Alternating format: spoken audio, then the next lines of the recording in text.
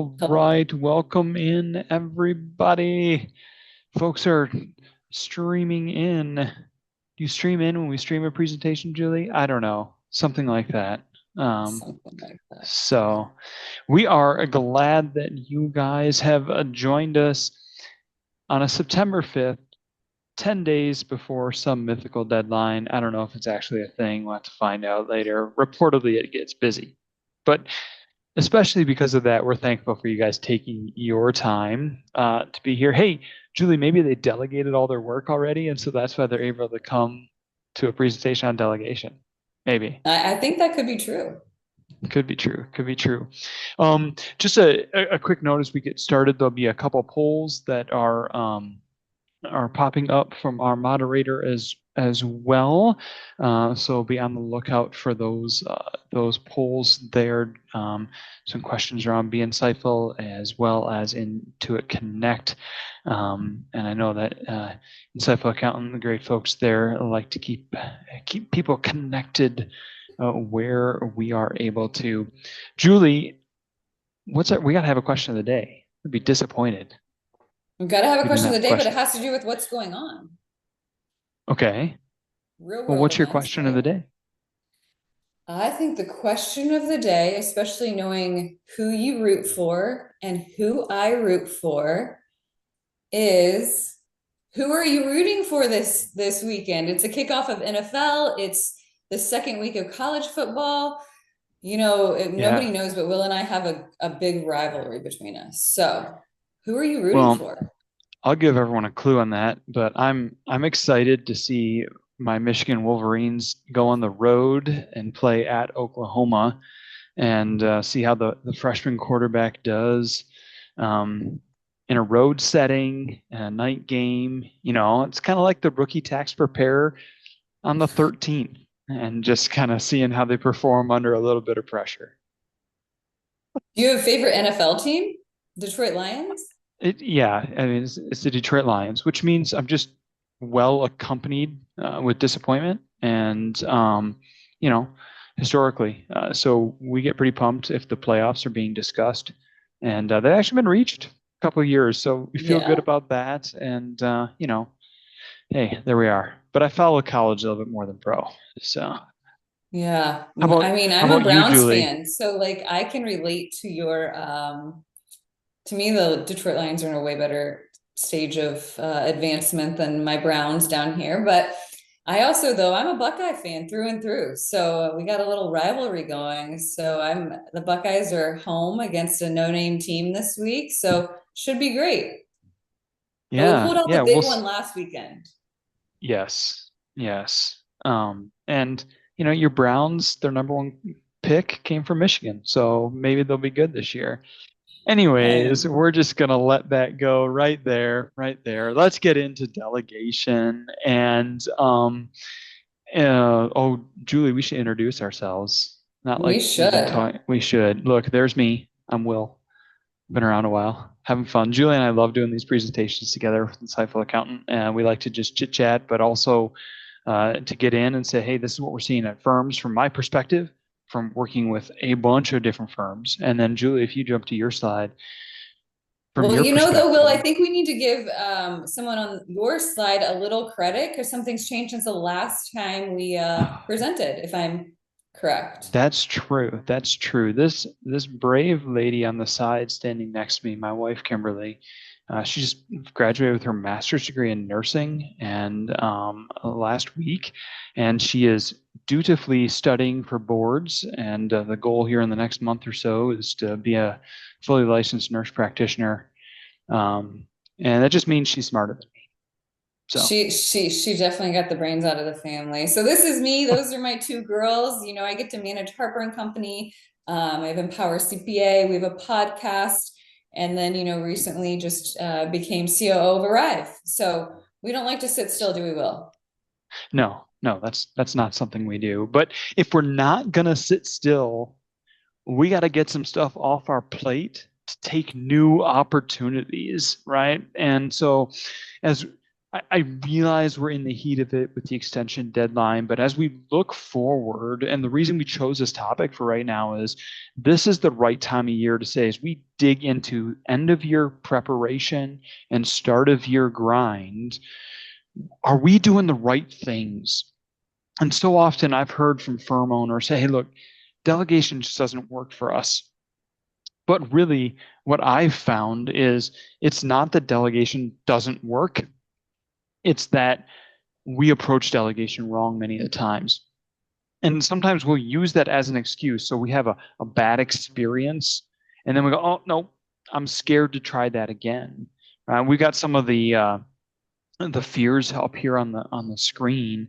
But I think there are two of those that are very subconscious, but we have to recognize them. If we don't recognize the subconscious ones, they'll keep us back. So that illusion that we have it all together, right? If I let this go of this, they're going to know I'm kind of band-aiding this thing together on the back end, and I don't want that to come out. But don't you want it fixed? Maybe someone else will be able to fix it if we let it go. We got to break that illusion that we have it all together. And then the other item is just I lose value, right? If I don't, I've built my value on the tasks instead of truly what we're part of delivering. And so we've got to really make sure we check ourselves on where's our value, especially as a leader in the firm. Julie, is there one of those that kind of stands out to you from a fear perspective? Yeah, I mean, I think all of these, like we said, is just this fear. But I think what you have to look at is when you're doing so many tasks, can you do them all well? Are you great at what you're doing? And I think that fear of losing control, it's true. But at the same time, I think what we fear sometimes in regards to that is I think somebody else may not do it the way that we would do it or the steps we would take. But I think when you look at it, it's like we all start at the same starting line. We all have to get to the same finish line. We just may all take some different hurdles along that, 100-meter dash, and that's okay. And I think that's where you have to say, losing control from that perspective is it's okay as long as we all get to the same finish line. Okay. All right. Awesome. Awesome. So, oh man, I kind of got ahead of myself on this slide here, right? So we have to remind ourselves of some of the things. What's the real value? What's the role we want to play? What's what's our purpose and mission, or the mission of the firm as well, right? And we just have to be honest with ourselves that sometimes we have a long-term perspective. This is the purpose and mission. This is the value. This is my role. Then we have a short-term perspective. Here are the things I must do today. And we have this imaginary wall between the two, and we won't let them intersect with one another, right? So we've got to remind ourselves that today is part of the future. And I know that sounds corny. I don't think I've ever said that phrase out loud before. It does sound corny, right? But today is part of the future. And if my future is around bringing better value and achieving some things for our clients and taking them to the next level, but I won't let go of certain things that stop me from executing on that, then I'm stopping the future from happening, metaphorically speaking. Again, that sounds hokey. But we've got to break down that wall between what I'm doing today and how I view the future. Julie, your thoughts there? Well, so Will, I think something that's really important is, we talk about the purpose and yeah, I could even throw some core values into this as well, along with the firm, but you got to be able to write these down. And I think anytime you're about to say yes, does it fit into these? Is this where you're going and what you want to do? Because I think saying yes, and I think if you pause before you say yes, possibly, or yes, we can do that as a firm. However, I have this teammate who really specializes in these trust returns way better than I'm at. And having that conversation, being able to say, like, that's not my role here. My role is to be able maybe to facilitate that conversation and hand it off effectively. then you've really defined that. But I encourage you to write it down. And I just said, like, I've had to go through the same thing inside of my firm personally. I literally had to write it down and put it in front of my keyboard so that I was reminded, because it's such a habit to say, like, yeah, sure, I can handle that. Yeah, sure, I'll get it done. No problem. All of a sudden, your to-do list is so long that you can't even prioritize it because you've said yes so many times. So I think if you have to really think about what is your purpose, what role do you bring, and how are you able to do that, but how are you able to effectively do that? And I think it's recognizing, if you have a team, what is everybody really, really good at? Maybe better than you, or can do it maybe more effectively or efficiently, and being able just to have that transition to hand it off, delegate it, right? And start doing that before you say yes.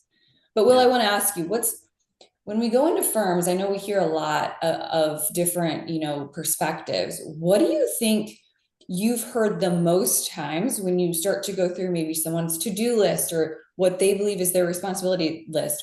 What do you believe to be the number one thing that people feel like they have to do? They can't delegate it. The number one thing they have to do that they So, like, can't when you go into delegate. firms and you're having this conversation, I always feel like there's a few things that come up that people are like, there's nobody else that can do this. It Mhm. has to be me. And for whatever reason, I feel like sometimes I feel like if I were, doing some check marks, the most would be like, I have to talk to the client. Like, people Okay. always feel like nobody else could effectively communicate whatever that is. Mhm. And I don't know, maybe for you, is it anything different? So the client communication is up there.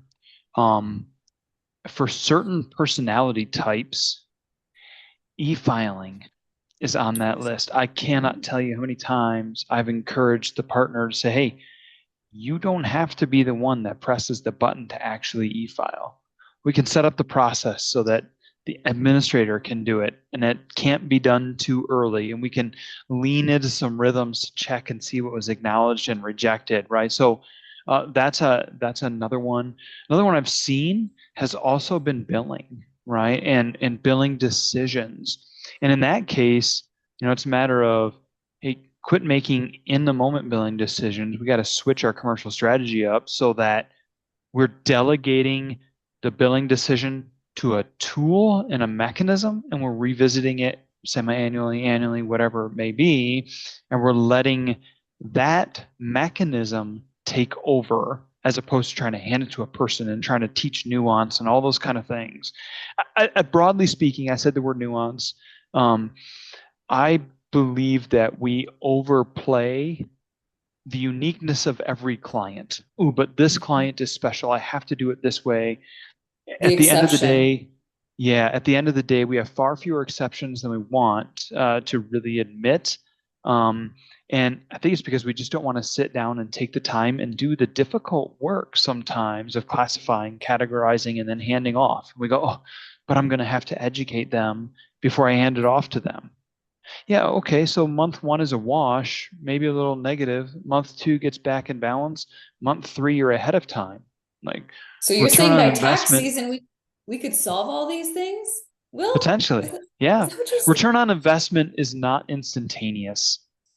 We are hooked on if I can't see that return tomorrow, it's not worth my invested time today. I think that just goes and it doesn't go. It comes from a position of we've said too yes too much. We feel like we can't implement or add any more time in to work on it. So And I just like want to give some, free advice over here.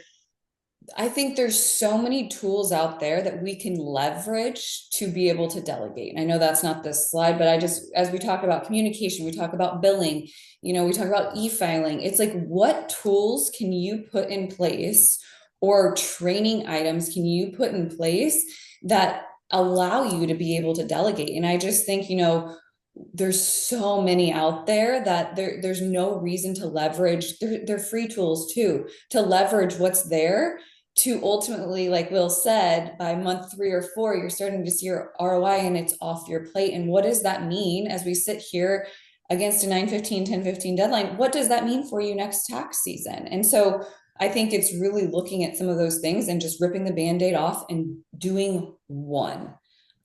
So that is on this slide, Julie. It's the second bullet, but number three, because we had number one on the previous slide, right? But the rhythms needed to maintain oversight, we're going to use the tools to create those rhythms, right? So that, hey, because this is another thing I hear is I could give this to Julie, but then every day I have to go babysit Julie to make sure she did it. Because we have, frankly, because we have trust issues, right? That's not just a Michigan, Ohio State thing, right? But so if we've got trust issues of are people going to actually do it, I've got to check on them. Hey, what's the system that's going to track progress? And then how can I lean into a 3-day, weekly, monthly rhythm with that tool to check on things, and maybe even the tools can proactively tell me when something, an indicator, a flag has gone off that we've got a problem. I got to lean into that to build sometimes the trust that I can let go, and oversight doesn't mean standing over their shoulder every second of the day. Well, and I think to that point, just to reiterate that, there's things like the Loom video. Make a video, do your screen of what you're doing, and allow that to be shared so that they can better understand. And or they don't necessarily need you standing over their shoulder. If they want to watch it 20 times to get it down, allow them to watch it 20 times and So not good. necessarily need your most resourceful, time to be able to do that. Is if you know exactly how to do it, document it, whether that's written, oral, or video, however is best for your team, and allow that person or persons to be able to receive that information however they need to and in however much time they need. Yeah. Let me hit on the bottom bullet that's on the screen for a moment. Sometimes we don't delegate because we feel like, well, I don't need to clear any more space for anything. We're in a good spot right now. But then we miss the opportunity that comes, right? And we say, oh, wait, I'm too busy. I can't take that opportunity because it would take me too long to offboard these things I'm doing. We should always look at delegation from a what should I or shouldn't I be doing, not from a capacity perspective, right? I think you know, we start delegation from a capacity perspective, but we should keep doing delegation and assessing what should be delegated from a role and duties perspective so we have the space for opportunities, fresh vision, those sort of things as well.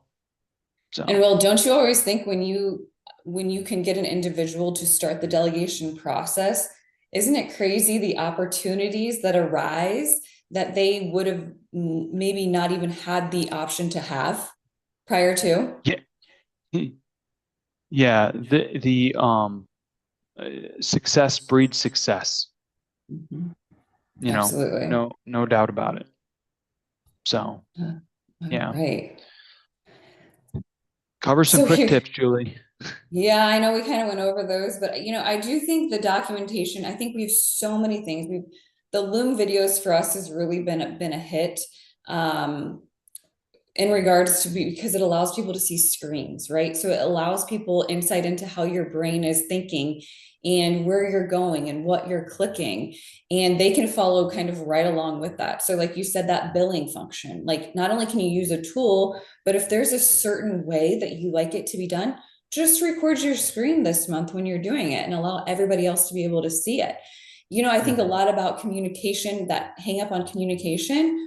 Well, why are you not recording it? Right? We have Teams, we have Zoom, you can record it. Allow people and do a transcription service, right? Allow your team to see how that communication works and allow them to learn from you. And I think it's all about that empowerment of our team, allowing them a little look inside of our brain in order to be able to then go make it kind of their own way, right? But they get to learn and see from all of those ways. Mhm. Yeah. Um, so let me jump on the last bullet here as well. Sometimes we delegate, we think of, hey, here, do this, fit this in with where it makes sense. And we don't think about prioritization when we delegate to the receiver. The receiver often just purely views everything as additive and sitting on their shoulders, that comes through. And so just be clear about the prioritization of, hey, this is where I see this fitting in your day. um, and you know, give them that clarity about where does this fit in their day, week, or month in terms of the priority list, and maybe even go to them and say, "Hey, Julie, here's something I want you to take over. Here's my time expectation, day, week, month, whatever it may be. Do you feel like you've got capacity with your existing work in there? Is there something I can do to help you see where this fits?" And just being open about maybe, because maybe Julie's got something that's got to be delegated over. Maybe there is a different areas, and I want to go delegate something to Julie, and she truly doesn't have capacity. I want to know that before we get in, and I feel like the delegation's a failure. So having capacity and prioritization conversations, being willing to say, "Hey, bring me your list of projects and your calendar and what things look like for the last couple of weeks, and let's take a look at that." Right? So great way to lead us into this next slide, Will. So I think sometimes one of the exercises you can take your team through is, what do they love? What do they like? What do they not like? And or what are they not good at? What do they not feel comfortable doing? I think oftentimes, sometimes when we go through this delegation process, we're delegating without understanding maybe our team's strengths or what they may be really good at something, but what if they hate doing it? And so how do we just kind of go through with each team member and understand better about them so that we're delegating in a way that's meaningful and helpful for the rest of the team? So let me talk about this from a risk reward perspective too, in that I think the reward of this is tremendously high. I want team members to feel heard on what they enjoy doing and what they're good at doing. I want to have great clarity. If they think they're good at something and you, as the boss, think they're absolutely awful at it, we need to have that conversation and get on the same page. There is a ton of upside. Here's the risk to this: you have to be willing to follow through as the leader. I was talking to a firm just the other day, and they've got a team member that they do a little bit of valuation work. And as a firm, the team members on the audit side of the house, they love doing audit stuff, but they've got a taste of some of the valuation work because they had to pull them over into a couple of projects. And he said, "Hey, I really like this valuation stuff." Right? And that was a few months ago. Now they're in a position they want to hire someone full time for the valuation stuff. I said, "Well, here you are. We need to have a conversation with that team member because they've expressed their interest. And if you go and their thought is, we have trouble finding audit personnel. I don't want to create a hole over there." And I said, "Well, if you go outside and hire someone for the valuation side, after this person said they love valuation, there's no conversation about what do they love doing, you're going to find yourself with a hole in the audit side anyways, and an unknown commodity on the valuation end of the business." So when we have these conversations, which the reward is far greater than the risk, but we have to look at this and say, am I willing, if someone's like, "I hate tax and I love accounting," or vice versa, are we willing to shuffle the decks a little bit so we can feed into what they love doing? I hope you are. But that's something we have to be cognizant of, that once we start having those conversations with the team, we've got to really follow through on our end as a leader. Yeah, I could not agree more with you. So here we are. We are in a prime time to be able to make some of these changes because, as Will promised, if we make them today, we're going to see that ROI come next tax season. So I think you just got to really, I think it's always that fear. And sometimes, I don't, it's not even the fear of delegation, it's the fear of failure, right? It's that deep rooted fear that, like, what if someone else can't do it as good as I can do it? What if someone else, what if it actually does work, and what if someone's better at something than you are, right? And so I think it could go either way, and I think if you make a positive spin on it and you believe in the person that you're delegating to and you're empowering them, I think the benefits of delegation are far greater than not delegating, Yeah. especially as a firm leader. And what's the worst that happens if someone's better at it than we are? The firm gets better, right? Everybody gets Your, better. your ego might take a bit of a hit, but if we go back to what's the purpose and mission that we talked about earlier, hopefully your purpose and mission isn't about inflating your ego and feeling great about yourself. Most people in the accounting profession, that's not the way they're wired. this profession doesn't tend to draw those kind of people naturally in. It draws those that want to help, assist, teach, and educate, right? I think there's a natural lean that way. But hey, let's get in. I love the progress over perfection, and I want to see some small wins and feel good about that. And this is where, again, we'll come back to a firm management system. Let the rhythms of that firm management system bring you comfort. That's kind of your padded walls, if you will, to making this change. That should give you that courage to step forward. And I think you just utilize and leverage the tools that maybe already exist inside your firm. And again, Mhm. it's just because you can do it does not mean you should be doing it. And I think that's also key, right? Yeah, no, it absolutely is 100%. So, um, man, We fast and flew furious through conversation. that We did today. kind of fly through today. So yeah, connect with Julie and I. We'd love to carry on conversations um, about this topic or others. Reach out. Happy to have a chat with you guys to see how we're able to help. Connect with us on LinkedIn and stay tuned for more. Thank you, Julie, for your time. I appreciate it. Yeah, thank you everyone for joining us today on a Friday. Are you an accounting or tax professional who wants to stay ahead without spending a dime? Join thousands who trust insightful accountant and tax practice news to keep them informed and empowered. Get expert updates on QuickBooks, Xero, tax planning strategies, and workflow tips delivered straight to your inbox. Whether you're a solo bookkeeper, firm leader, or tax advisor, these newsletters are your shortcut to what's next in the profession. They're free, practical, and built for people like you. Visit insightfulaccountant.com and hit subscribe to start your smarter workflow today for free.